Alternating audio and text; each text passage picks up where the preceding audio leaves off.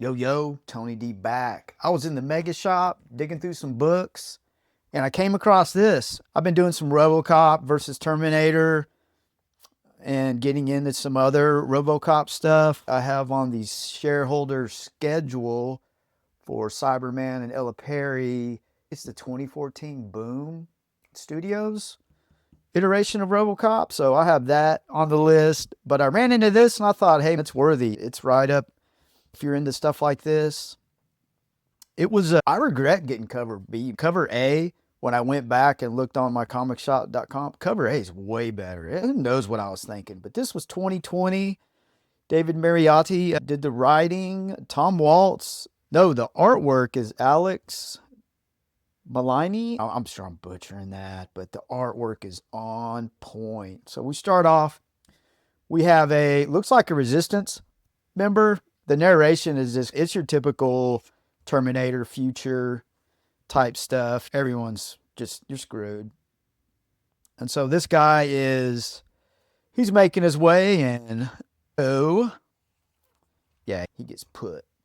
So look at that artwork. That's a good Terminator drawing.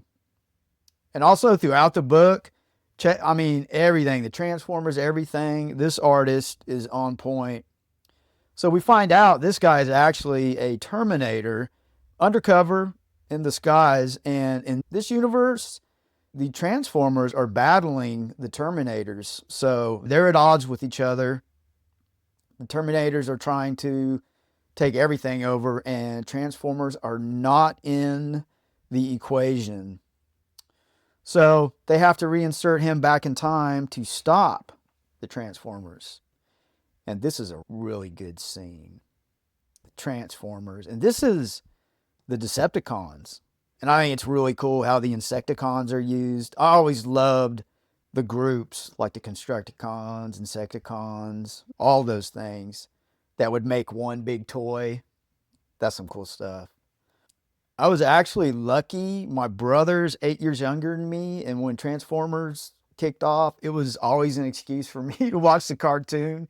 And I would mess with the toys with him for sure. So they're attacking the base. And I say it's the typical scenario where they're in the nick of time. Somebody has to be time displaced. And that's what's going on. It's interesting. Starscream is leading this. Yeah, and he's, don't you dare do what you're doing. It's a comical type thing. Yeah. Calling them slave bots. So Megatron, you get some information here. Lord Megatron is around, so very much part of the story. I'm sure in later issues, definitely getting them. So he makes it back, typical Terminator style. And he's cut off from Skynet, so he has no interaction. He's on his own. Just one Terminator. You get introduced to some humans. And we find out this typical Terminator, he's just brutal. Takes this guy out. Yeah, that's a good shot. Love that stuff. He even uses the word "see you in hell." He's identify yourself. This is Sarah Connor.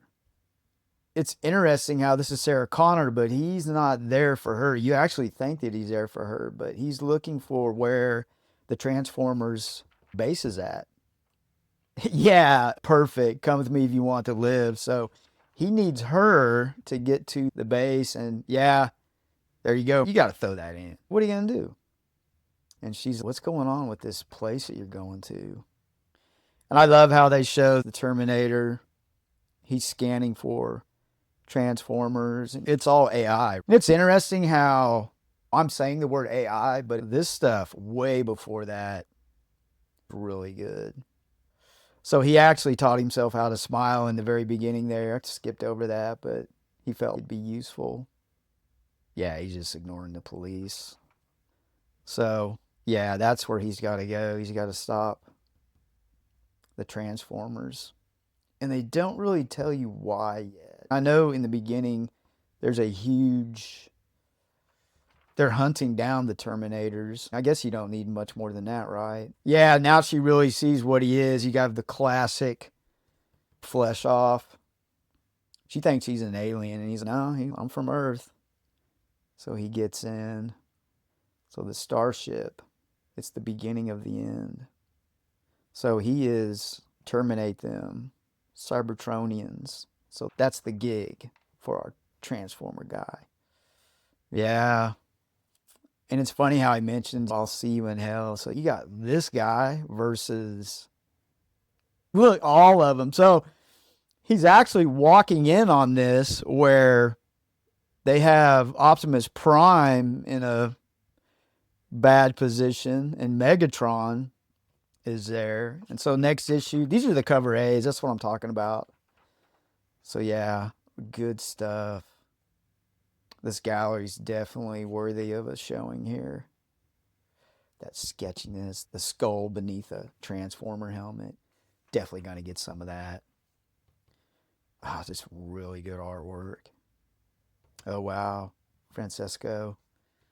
That really doesn't look like his. Huh. I remember his stuff really from some other books. I dig how they throw in this stuff here. The Sky Warp, Starscream. That's a good shot too. You got Soundwave. He was always cool with the robotic voice in the cartoon, Thundercracker. I'm just giving you some extra niblets. Excellent sketch.